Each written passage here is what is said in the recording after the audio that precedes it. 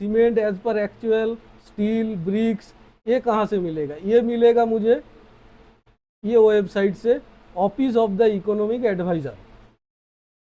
Office of the economic adviser में जाके आप पहले ईयर सिलेक्ट कर लीजिए 2004। प्राइस एस्केलेशन के लिए मैं 3 स्टेप में इसको डिवाइड किया हूँ। प्राइवेट सेक्टर और स्टेट गवर्नमेंट के लिए एक टाइप का प्राइस एस्केलेशन बिल बनता है, सेंट्रल गवर्नमेंट के लिए सीपीडब्ल्यूडी का एक अलग टाइप का बनता है, और एनएचआई का प्रोजेक्ट के लिए एक होता है। उन लोगों का सिस्टम प्रोसेस सब सेम है, लेकिन उन लोगों का थोड़ा सिस्टम अलग होता है, उसका फॉर्मेट अलग होता है। तो ये सब हम आप लोगों को एक एक करके दिखाएंगे। आज मैं कवर करने वाला हूँ प्राइवेट सेक्टर और स्टेट गवर्नमेंट का जो प्राइस एस्केलेशन बनता है वो कैसे होता है। ठीक है, तो प्राइस एस्केलेशन बनाने के लिए हमें पहले जो डाटा का ज़रूरत होता है वो क्या है, वो हमारा जो टेंडर डॉक्यूमेंट्स है, टेंडर डॉक्यूमेंट्स अच्छे से देखना पड़ेगा। टेंडर डॉक्यूमेंट्स का जो प्राइस एस्केलेशन का क्लॉज है वो अच्छे से स्टडी करना होगा हम लोग का।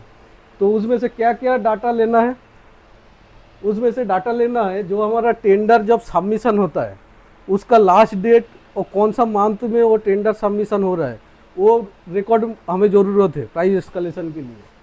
सेकंड जो ज़रूरत है, प्राइस एस्केलेशन का जो क्लॉज होता है उसमें लिखा रहेगा जो बेस इंडेक्स है वो हर आइटम के लिए कितना कितना परसेंटेज दिया है, वो टेंडर डॉक्यूमेंट्स के हिसाब से हमें करना पड़ेगा। तो हम एक मैं जो काम किया उस हिसाब से मैं एक आप लोगों को दिखाया कितना परसेंटेज होता है। लेबर के लिए 30%, 35%, सॉरी 30 नहीं, ये हो जाएगा 35%। सीमेंट के लिए 10%, स्टील के लिए 15%, ब्रिक्स के लिए 10% और अदर्स मटेरियल्स के लिए 30%। तो इस हिसाब से हमें कैलकुलेशन करना पड़ेगा प्राइस एस्केलेशन का। ठीक है ना।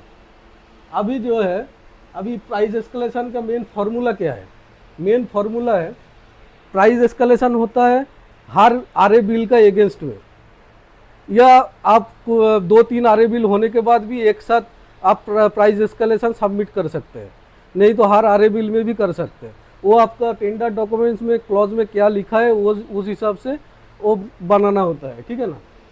तो मुझे क्या करना होगा, मैं मान लिया मैं हर आरए बिल का एगेंस्ट में हम बनाएंगे, तो आरए बिल का जो ग्रॉस वैल्यू है तो उसका 85% लेके हमें चलना है कैलकुलेशन के लिए। ठीक है ना।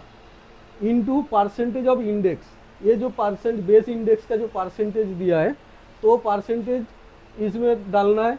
उसके बाद running index minus base index divided by base index. ठीक है।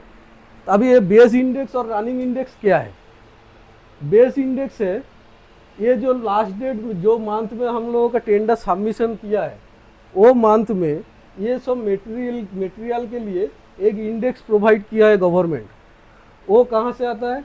वो आता है मटेरियल का रनिंग इंडेक्स के लिए होलसेल प्राइस इंडेक्स यूज़ होता है। वो कौन सा वेबसाइट से? Office of the economic adviser का वेबसाइट से वो कलेक्ट करना है। वो कैसे करना है मैं आपको बाद में दिखाता हूँ। और लेबर के लिए consumer price index for industrial worker, जो वेबसाइट आता है laborbureau.gov.in में, तो वहाँ से ये कलेक्ट करना है। ये मैं बाद में जब कैलकुलेशन करेंगे तब मैं आपको दिखाता हूँ कैसे कहाँ से लेना है। ठीक है।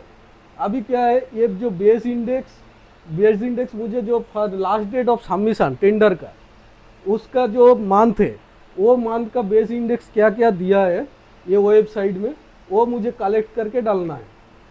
और लेबर के लिए भी सेम प्रोसेस में बेस इंडेक्स जो मेरा लास्ट डेट है सबमिशन का उस मंथ का कलेक्ट करना है। और रनिंग इंडेक्स क्या है? रनिंग इंडेक्स है मैं जो आरए बिल बनाया, आरए बिल जैसा मान लीजिए मैं इस महीना में एक आरए बिल बनाया, वो कौन सा महीना का था? वो 2 महीना पहले का था। मतलब ये महीना है आपका अप्रैल, मैं मार्च और फरवरी दोनों महीना मिला के एक आरए बिल बनाया है। तो दोनों महीना का जो इंडेक्स होगा ये आइटम का, वो इंडेक्स हो जाएगा रनिंग इंडेक्स। ठीक है। अभी कैलकुलेशन कैसे करेंगे, कहाँ से डाटा लेंगे, मैं आपको लैपटॉप का स्क्रीन से आपको समझाता हूँ।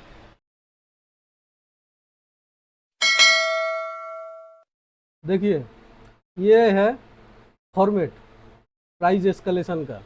इसमें दो चार्ट आपको बनाना है, एक बेस इंडेक्स का, एक रनिंग इंडेक्स का। ठीक है, तो रनिंग बेस इंडेक्स के लिए हम क्या करेंगे, बेस इंडेक्स के लिए पहले मुझे लेना है कि कौन सा जब टेंडर सबमिशन हुआ था वो मंथ कौन सा है। मैं यहाँ पे लिया है वो मंथ है अक्टूबर 24 का है। ठीक है, तो उसके बाद बेस इंडेक्स के लिए हम ले लिया है labour, other material, cement, steel, bricks का कितना कितना परसेंटेज है, ये टेंडर डॉक्यूमेंट से कलेक्ट किया है। अभी मुझे क्या करना है, इंडेक्स जो वैल्यू है, ये लेबर के लिए इंडेक्स वैल्यू कितना होगा, अदर मटेरियल के लिए कितना होगा, ये निकालना है। पहले मैं लेबर के लिए जो इंडेक्स वैल्यू है वो कैसे निकालना है मैं आपको दिखाता हूँ। लेबर के लिए जो laborbureau.gov.in में वेबसाइट में आपको देखिएगा अप टू 2016 तक एक फैक्टर दिया है। वो फैक्टर के साथ अभी जो रनिंग इंडेक्स चल रहा है उसको मल्टीप्लाई करना होगा। कैसे, अभी दिखाता हूँ आपको। ये देखिए, all India and centre wise linking factor for consumer price index number for industrial worker on base 2016 का जो बेस है उसमें लिंकिंग फैक्टर दिया है। तो मैं ये कोई भी एक लोकेशन पकड़ लेता हूँ, जैसा मैं पकड़ लिया उड़ीसा का अंगुल तालचेर का, इसमें लिंकिंग फैक्टर दिखा है 2.88। ये लिंकिंग फैक्टर मुझे अप्लाई कहाँ करना है, अप्लाई करना है मैं जो बेस, ये जो बेस लिया है, देखिए बेस लिया है कितना, अक्टूबर 24। तो ये अक्टूबर 24 में कितना इसका इंडेक्स दिया है, अक्टूबर 24 के लिए ये वेबसाइट आपको मिल जाएगा जो बोला था आपको, laborbureau.gov.in। ये वेबसाइट में जाके आपको निकलना है।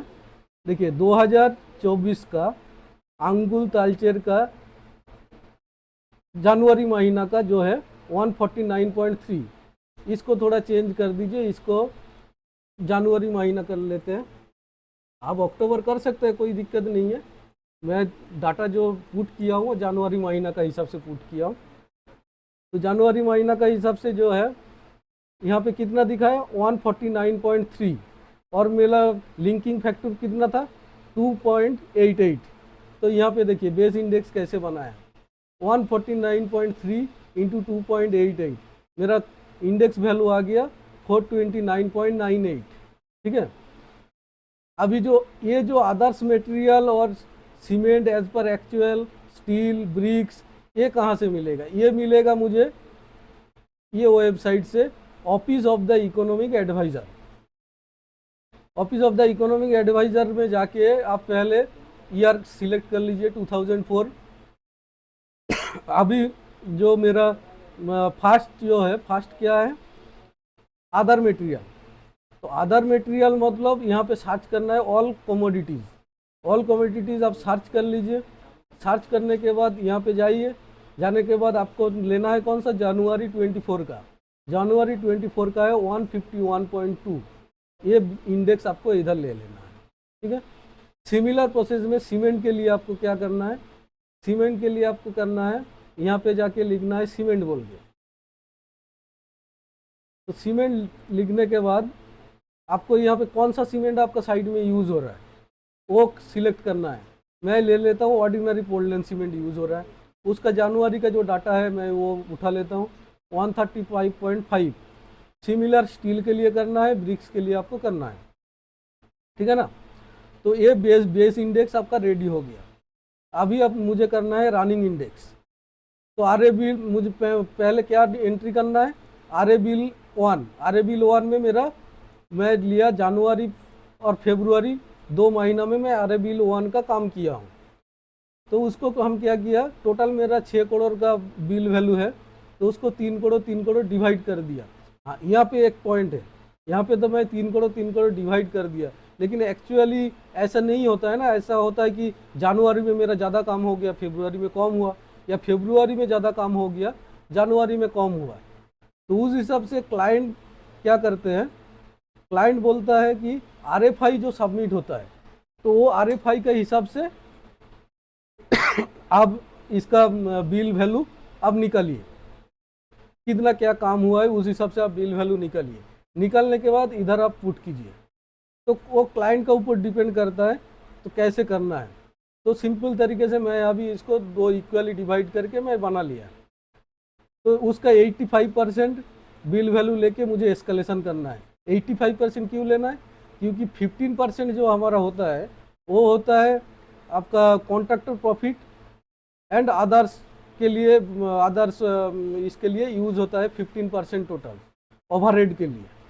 तो वो 15% यहाँ पे लेस करना है। टोटल जो एक्चुअल काम है तो वो कैलकुलेशन यहाँ पे करना है, ठीक है ना। अभी मुझे डाटा लेना है जनवरी 25 और फरवरी 25 का। तो जनवरी और 25 और फरवरी 25 का जो डाटा है, जैसा सिमिलर प्रोसेस में मैं बेस इंडेक्स में आपको दिखाया, यहाँ पे रनिंग इंडेक्स में सेम प्रोसेस में आपको लेना है। यहाँ पे देखिए लेबर के लिए आपको कौन सा आ जाएगा, यहाँ पे आ जाएगा ये जो जनवरी 25 150.2 और फरवरी 25 149.3। वो देखिए यहाँ पे हम मल्टीप्लाई कर दिया है, ठीक है ना। तो सिमिलर प्रोसेस में अदर्स मटेरियल सीमेंट स्टील आपको निकलना है। उसके बाद फॉर्मूला आपको क्या पुट करना है, मैं थोड़ा देर पहले आपको दिखाया था। 85% of average bill into percentage of base index. उसके बाद है रनिंग इंडेक्स, जो है running index minus base index divided by base index कीजिएगा, आपको ये लेबर वैल्यू कितना है आ जाएगा। सिमिलर प्रोसेस में अदर मटेरियल्स का भी वैल्यू निकालना है। उसके बाद टोटल यहाँ पे ऐड कर देना है पूरा। इसमें ऐसा भी हो सकता है माइनस भी जा सकता है, ऐसा नहीं है कि आपको हर टाइम प्लस में आएगा, वैल्यू माइनस में भी जा सकता है। क्योंकि जो मेरा जो बेस इंडेक्स है उसमें रनिंग इंडेक्स कम हो जाएगा, तब ये माइनस में आ सकता है, इसमें कोई दिक्कत नहीं है। लेकिन माइनस प्लस होके यहाँ पे टोटल जो वैल्यू आएगा वो मेरा हो जाएगा एस्केलेशन का टोटल वैल्यू। ये था स्टेट गवर्नमेंट और प्राइवेट सेक्टर के लिए है, ठीक है। लेकिन सीपीडब्ल्यूडी के लिए थोड़ा डिफरेंट होता है। सीपीडब्ल्यूडी के लिए 10cc 10ca यूज़ होता है। वो कैसे होता है, वो बहुत वाइटल टॉपिक्स है, वो हमको आप लोगों को हम नेक्स्ट वीडियो में हम दिखाएंगे, ठीक है ना। आज का वीडियो इतना ही। वीडियो अच्छा लगे तो लाइक एंड शेयर कीजिए और चैनल को सब्सक्राइब कर दीजिए। धन्यवाद।